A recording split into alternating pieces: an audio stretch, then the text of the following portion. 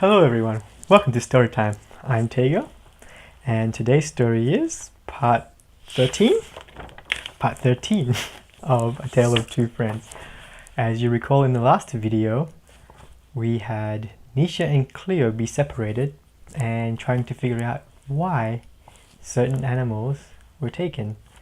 Today we're going to find out a little bit more in part 13, Farewell. Neisha and Cleo woke up the next day. They were invigorated of what they needed to do for that day.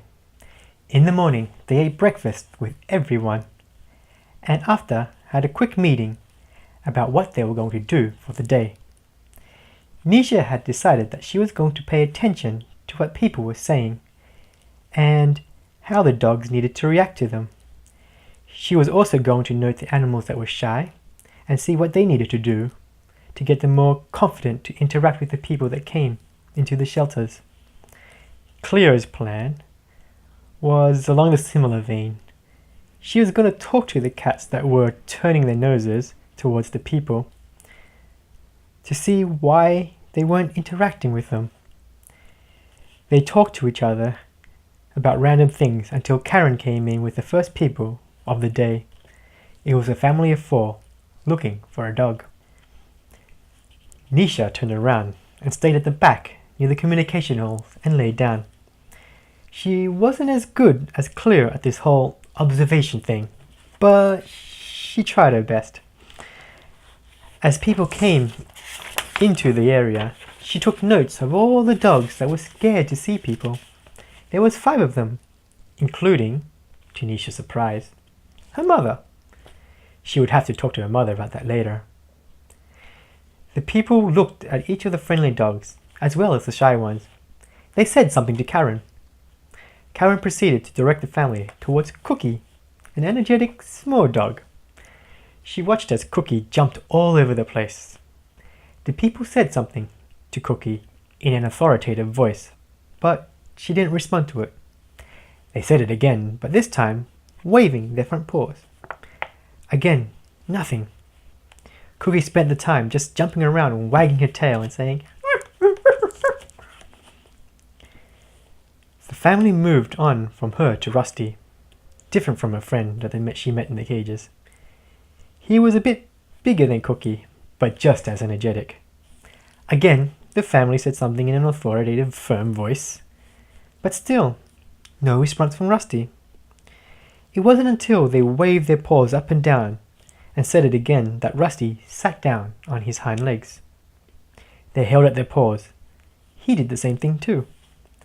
They turned their hands in a circle and he rolled over. The family smiled, said something to Karen, and moved on to Neisha's pen. Neisha looked at the family through slitted eyes. She bared her teeth and growled at them. The family had a somewhat surprised and frightened look on their faces.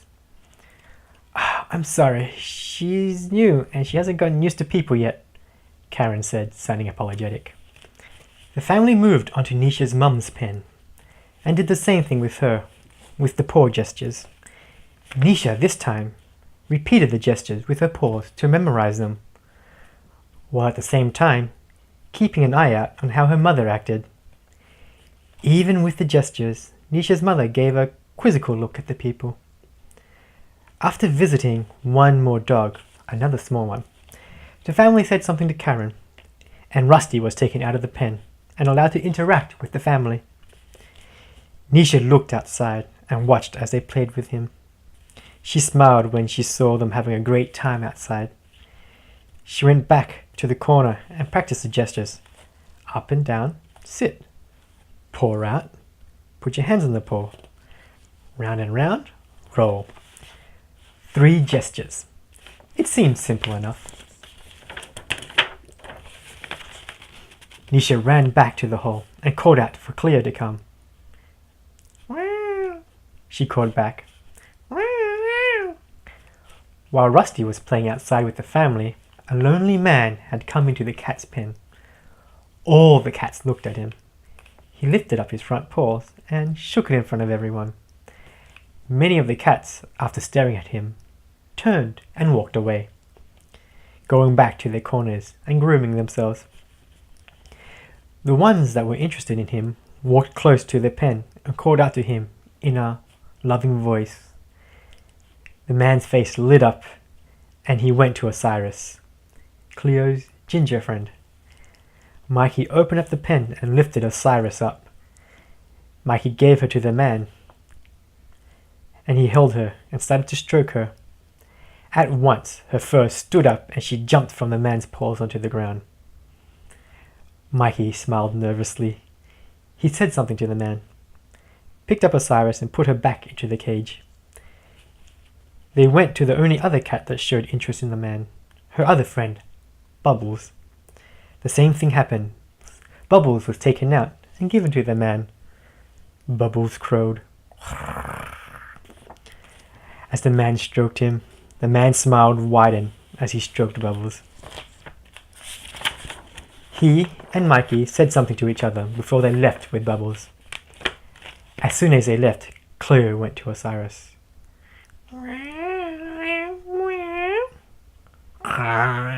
Osiris replied.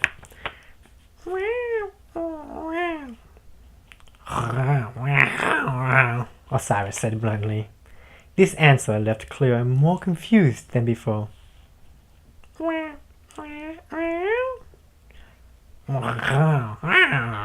Osiris responded. Cleo nodded and left. She left more confused from the conversation than when she went into it. As she went back to settle near her communication hole, something set a shiver down her spine. She turned around. Jasmine had entered and was with an old lady. Cleo looked at her, and it sent another wave of shivers down her spine. There was something about this lady she didn't like. Then it hit her. This was the feeling that Osiris was talking about. The feeling of something not feeling right.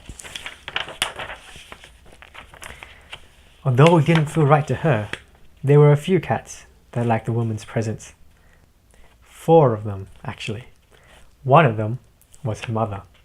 The lady giggled, and she was given each of them to hold, all of which was happy at her touch.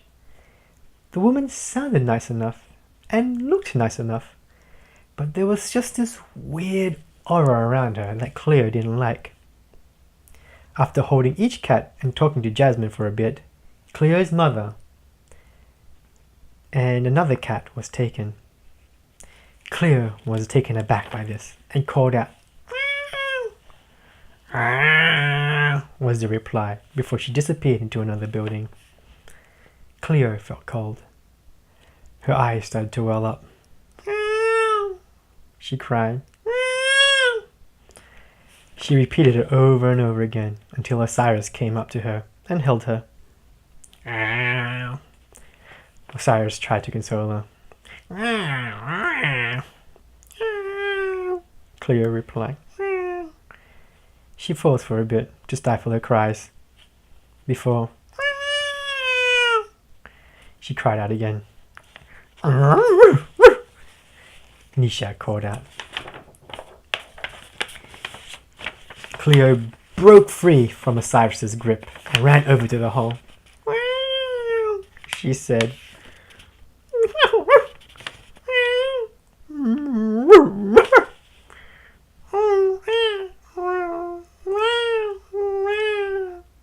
Cleo started to cry. This sent Neisha silently crying too. She didn't want to attract the staff. She wondered how would it feel if her mother was taken. She looked at the leg that was bitten. Mum only wants the best for me, she thought as she looked over to her mother. I'll have to talk to her tonight if she's not taken. Her mother looked at her, and Neisha gave her a smile. Neisha's mother saw that smile and returned it. Tonight we will talk. Neisha turned back to Cleo. She said.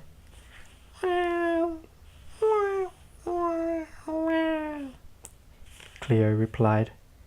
She slumped down and closed her eyes and shut out the world. And that concludes part 13 of Tale of Two Friends. Join me next week for part 14. And until then, I love you. Goodbye. Until next time. See you.